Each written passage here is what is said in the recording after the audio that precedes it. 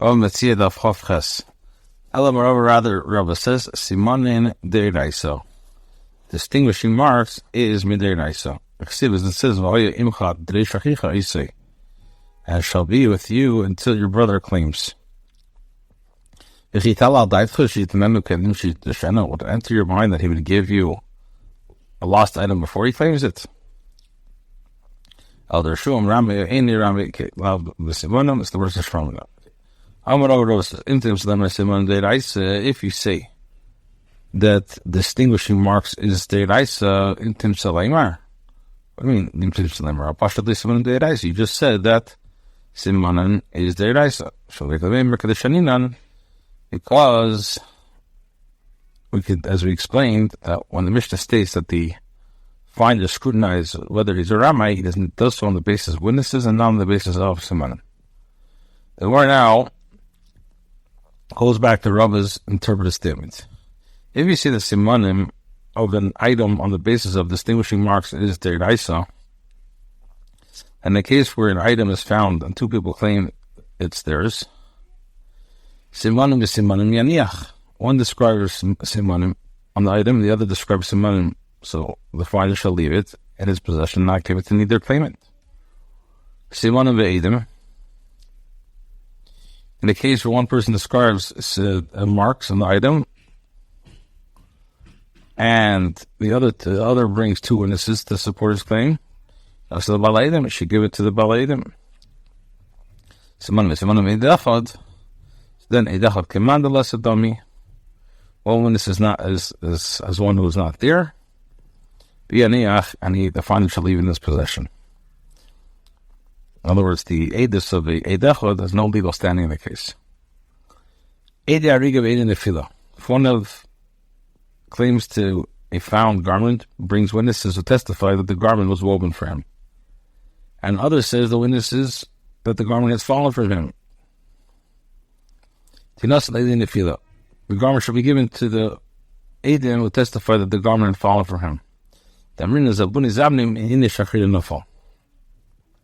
We see that perhaps the one from whom it was woven sold the garments, and it fell from another person who was the current owner. Midas orku, midas rochbi, the measure of the length of a lost garment, and the other provides the measure of its width. Tinasan midas orku, he shall be given to the measure of its length. Midas rochbi, shuri kamashardei had mikasli marabekoi, as one can approximate the measure of its width when its owner dons the garment and stands, and the measure of its length cannot be approximated. Therefore, it's more clear-cut distinguishable characteristics. Midas orku, midas rachbi, midas gamov. If one claimant provides the measure of its length and the measure of its width, and the other provides the measure of its gamma, its combined length and width, which together form the Greek letter gamma. This orku shall be given to the measure of its length and the measure of its width separately. So, the measure of its length, the measure of its width, and the measure of its weight. This shall be given to the measure of its weight. Rabbi continues, in the case where a get is found that is unclear whether it has been delivered to the wife, and the husband, who reconsiders,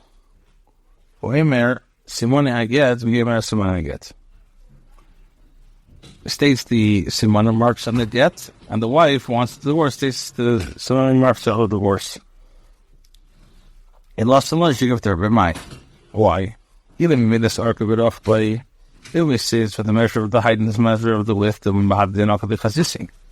perhaps while the husband was holding the get, she saw it. Rather, you have to say there was a hole alongside such and such letter, which she only knew if the get had been given to her head. Case where the husband states the simanim marks of the string with the get is bound. And she says the simanim echot. You know, so look if they're b'mai, how? If we say, as she described it by saying that the string is white, or by saying it was red, perhaps while her husband was holding the get, she saw the string. Rather, we have to say that it stayed in the measure of his length.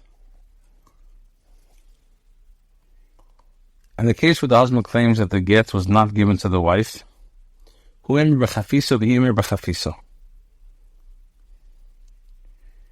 get was not. In the case where the husband claims that the get was not given to the wife of, as stated, that it was stored in a case,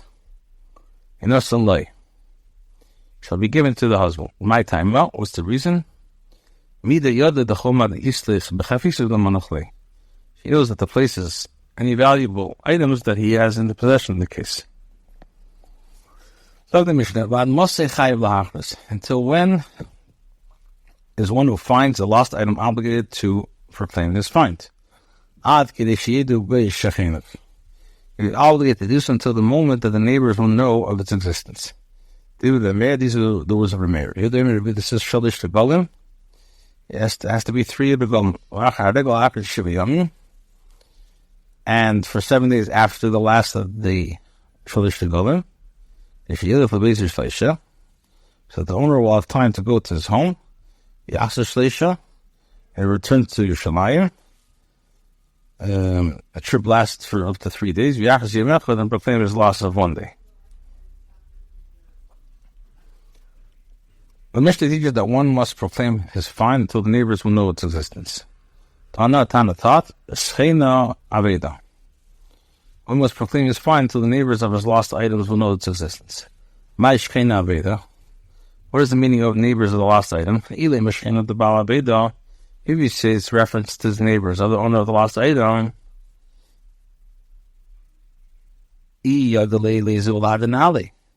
if the finder finds, let him go and return it to him. Rather, it's the neighbors of the place where the lost item was found. The Imam says he's obligated to proclaim his find for 3 Regalim and 7 days after the last of the 3 Regalim. So the owner will go to his home, a trip lasting up to 3 days, will ascertain that he's in fact lost the item, and return to Yerushalayim, a trip lasting up to 3 days, and proclaim his lost for 1 day. But we know, I want to ask you a question.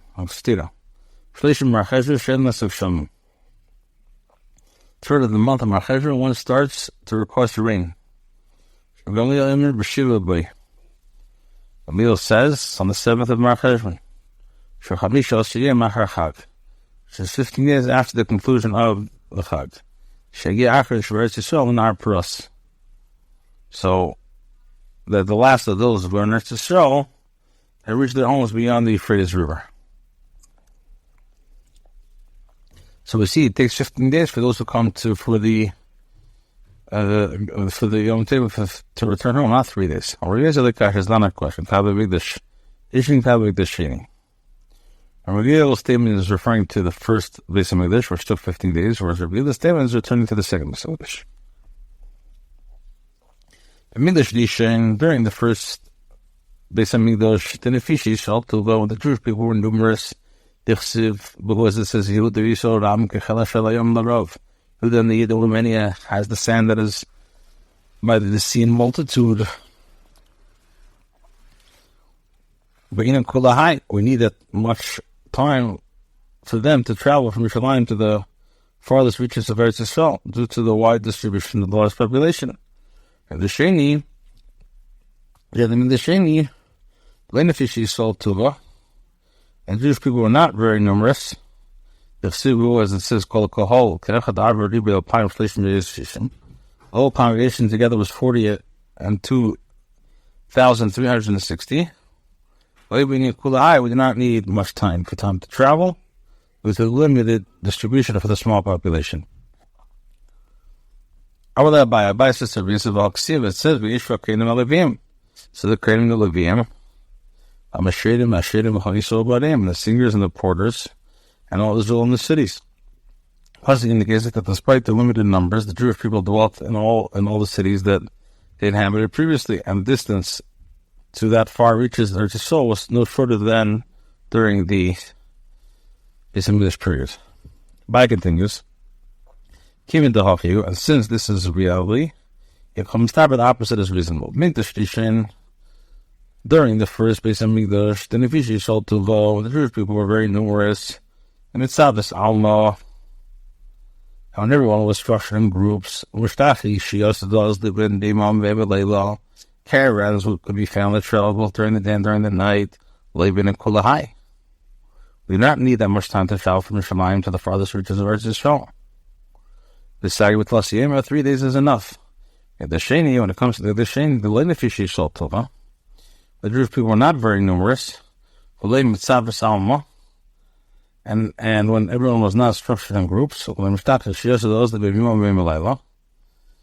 therefore caravans could not be found that they travel both during the day and during the night, but in the Kulahai, so we need that much time. Rabbi says, there's no difference between the first Beis Hamikdash and the second Beis Hamikdash. Chum did not wish to travel to the trouble to find their excessively returning lost item. Rabbi says, learn from here that when the finder proclaims, he proclaims he found the cloak. So it's different after your mind that the finder proclaims that he found the lost item. We need to increase 1 day for him to examine all the vessels. Rabbi says, even if you say that the finder proclaims that he found on a specific lost item, it's did not wish to trouble the finder excessively in returning a lost item. On the first he says it's regolishin, second he says regoshini, the third he just says rego. Why not say regolishi? So Mara says not to confuse with sheni. So Mara says sheni asi the chlufa, perhaps sheni will be mixed with rishon. Hakasi rego shlishi. Confusing the second with the first is not a problem, as in any case, won't the finder come to the third of the Yom Tov? Which is giving the owner another opportunity to recover his lost items. Initially, anyone who found a lost item, he would say three go, and then 7 days. For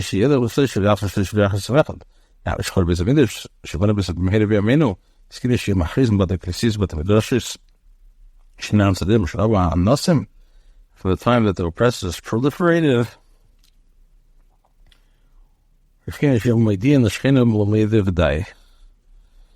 instituted that one who finds a lost item shall inform his neighbors and acquaintances, and this will suffice for him.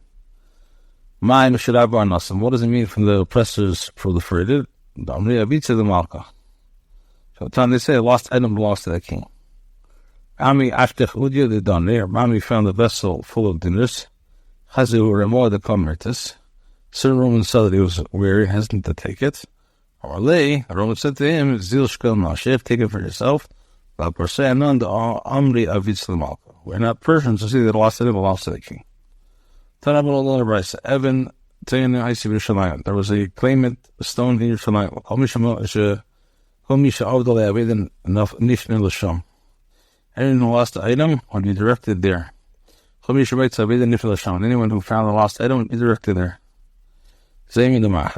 This finder would stand up and proclaim. The owner would stand and provide a simon and take them.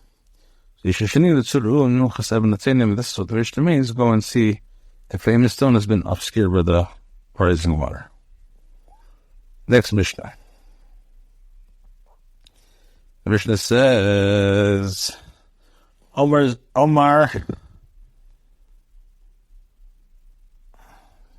Asavido, if the claimant accurately stated what type of item, the lost item that was found by another, now, but did not state it's Simon, Leitimle. Finder should not give it to him. Case of the swindler, even though he stated it's Simon, the finder should not give the lost item to him. It says that you say until your brother claims. To see if he's Rami or not. If you're either Omar says One who finds an item proclaims that he found the lost item. He proclaims that he found the cloak. Rabbi Yehuda, this is avitza makris. One who finds an item proclaims that he found the lost item. I was believing makris, then I'm my word first. Nachman and Nachman says believing makris. Finder proclaims that he found the cloak. But I'm not consider what I'm can't able to receive his own Yosef. Now we'll little Mishnah. How are Sabid the Lamar Simon now?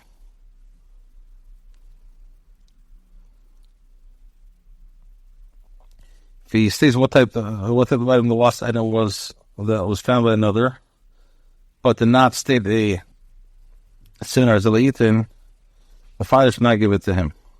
Yeah, I was restored by some markers. If you say that the finder proclaims the lost items, if he says a glima for them, if it doesn't give a simon, it'll return it. Yeah, I was glima markers, but if it's a glima, Amar eo glima, or eo glimi, does it need to be said that when he did not state it's the state of marks who now return it to him? Actually, one could say that the finder proclaims that he found a cloak. The finder said that he found the cloak. And what does it mean he didn't say Simon? He did not state a clear-cut distinguished mark. Anybody who lost an item would give it a Simon and take it. But when the Sunnah is Ramai, they instituted that you don't say go and bring innocence to testify that you are not a swindler, but tell and take it. This is the incident following the father of Rapapa who lost a donkey, and another found it. Also, came in before Rahona to replace the donkey. Go bring witnesses in our Ramai. Tell him take it. I also I see something. I'm Louis. Didn't just be that with the Ramayat. Go and bring witnesses. But that's about you're not a swindler, and you may take the donkey. The father said, the father of Baba went and brought witnesses. So he said to the witnesses, do you know about him that he's a swindler? So he said, yes. Although I know Rami, I know. I'm a swindler. Although I know I'm loud Ramayat. He said to him, we were saying, they said we're not a swindler. Person does not bring to make himself a Rami upon himself. A purpose father would not have volunteered to provide witnesses who would testify against him.